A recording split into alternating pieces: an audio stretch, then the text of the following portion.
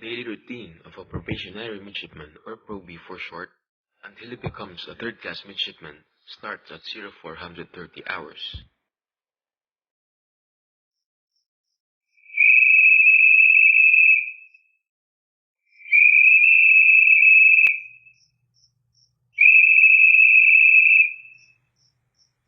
At the sound of the whistle, midshipmen immediately rise up from their bunks, wear their footgears, perform personal necessities, fix their bedsheets, and get themselves ready for morning calisthenics.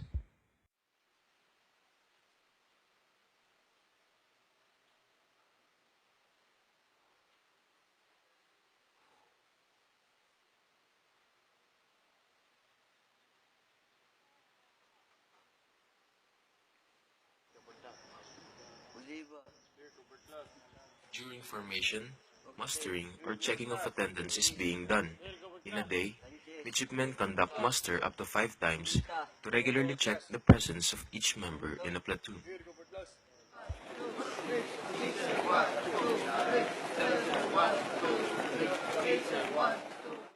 Calisthenics is done every day to ensure that the midshipmen are always physically fit and mentally alert.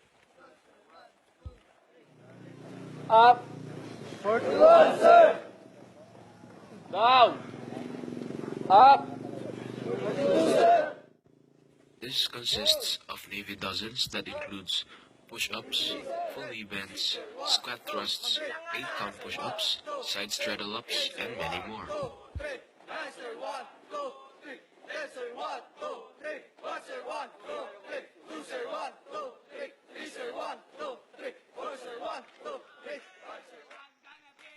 Then they will run around the 800-meter oval for 5 rounds with proper observance of cadence and chanting.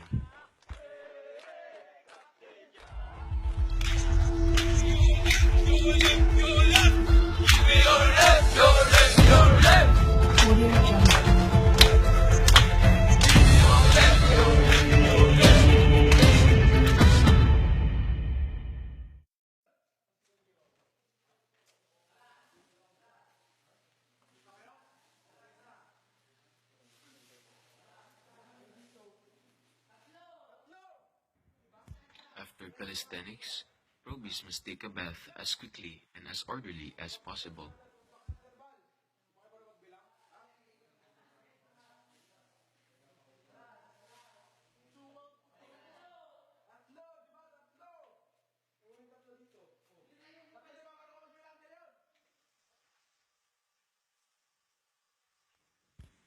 This is done in order to give them time to clean their quarters, fix their bunks, prepare their uniform, shine their shoes and buckles, and get ready for their activities for the day.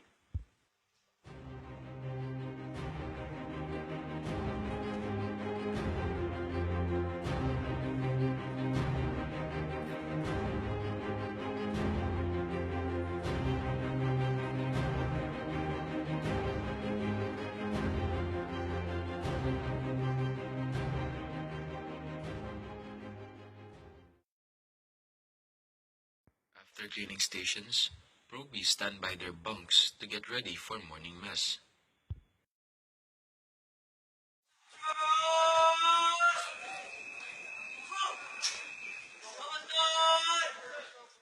After the sound of the whistle for formation, they proceed to the formation ground in double time to wait for orders.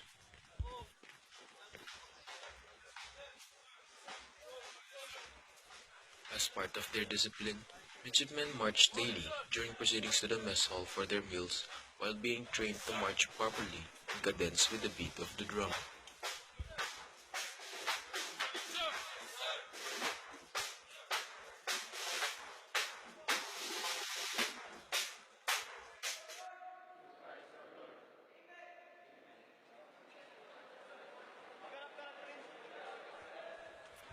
Probies, like other midshipmen, eat their meals together at the mess hall, which consists of 2 cups of rice and 2 different dishes every day.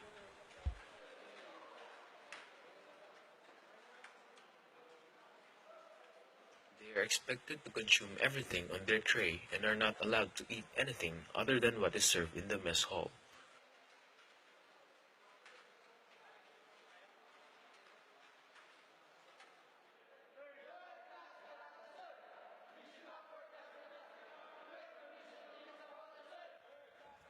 During unfortunate situations, inverted meal is given as punishment for probies who misbehave and commit violations.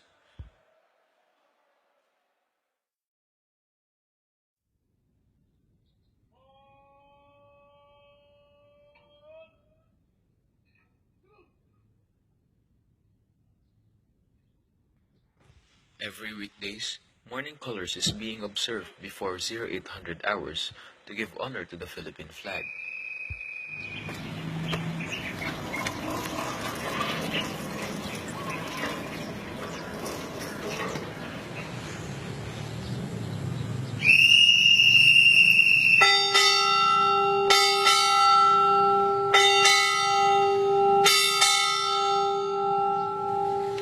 Morning, sir.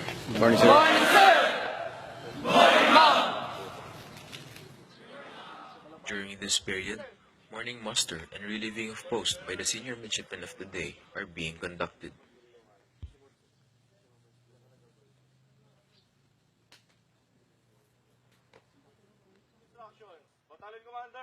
Also, the order of the day is being given by the duty officer to the Corps of Midshipmen through chain of command.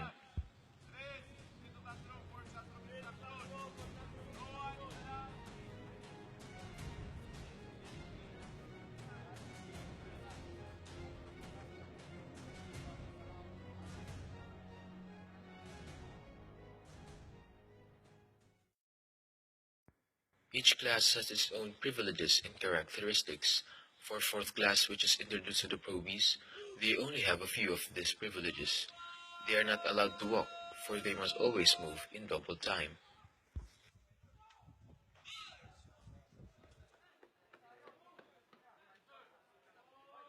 They must always project the trademark bearing of PMMA's lowest mammal, the hands back, chin in, heads up, breast out, and stomach in.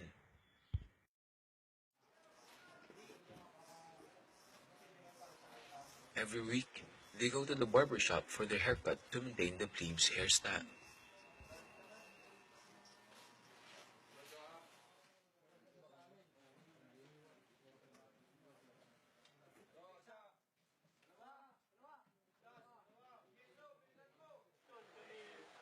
They are expected to speak always at the top of their voice.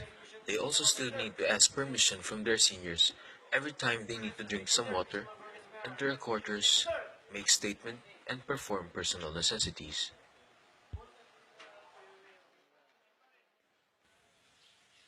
They are not allowed to eat in between meals, for they can only eat at the proper time in the mess hall.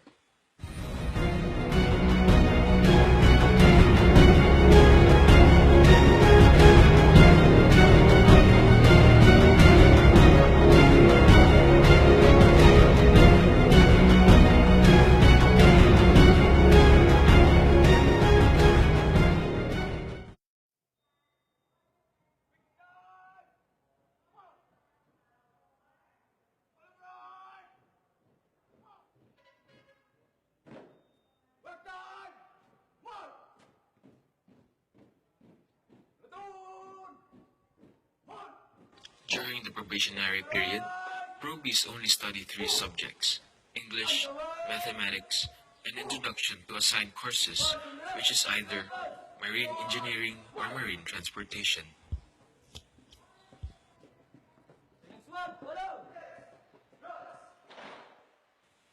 Failing from one of these subjects is a ground for disqualification for entering the academy as fourth-class midshipmen, and thereby requiring them again to undergo the same process and the same probationary period on the next school year should they wish to try their luck again.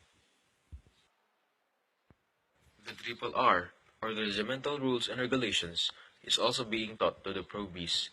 This is for them to know everything that they needed to learn for them to become a true cadet of PMMA, which is formally written in what is known as the Blue Book.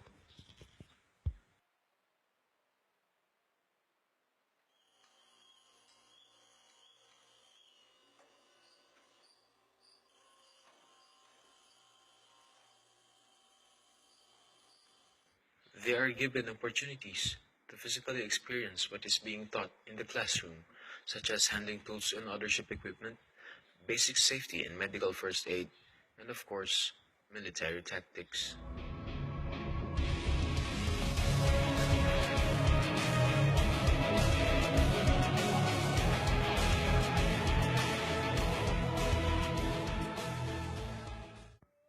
After some lectures in the afternoon, they expose themselves under the scorching sun to practice the different military drills and commands.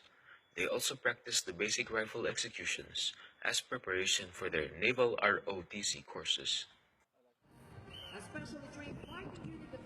This is being emphasized in the academy since it is one of the greatest sources of naval officers and reservists in the country.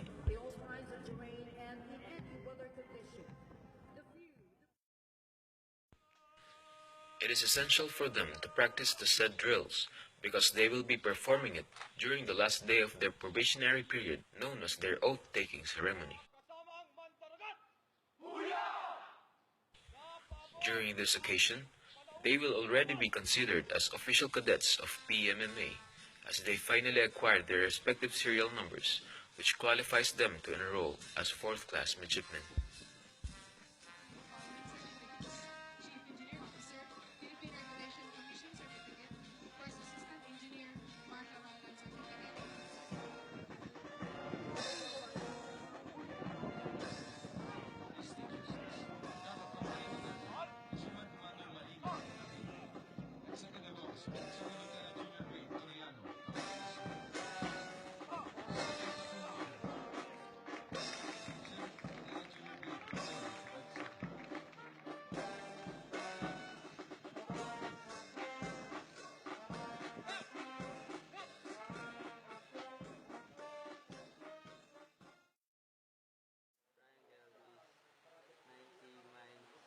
In the evening, after the evening muster, probies review their lesson from 1900 hours to 2100 hours.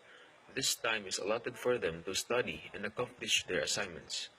Upper class midshipmen who have already acquired enough experience from their international shipboard training are willing to share their knowledge to their juniors most of the time.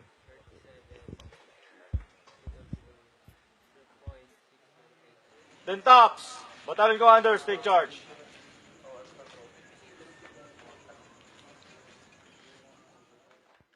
During the last muster, midshipmen will finally be given final orders for the night. Afterwards, they will proceed to their respective quarters. But the day does not end here, for they still need to perform tattoo.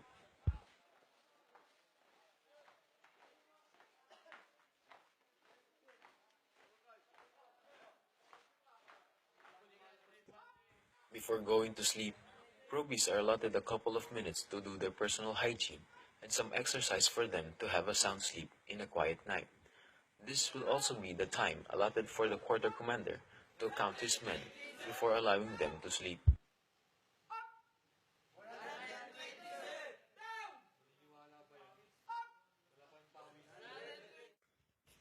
Taps, or sleeping time, only means that the day has already ended and another day full of mystery awaits every midshipman. However, for a probie, this moment is his most awaited moment every day, for this will be the only time when he can truly experience tranquility inside the academy.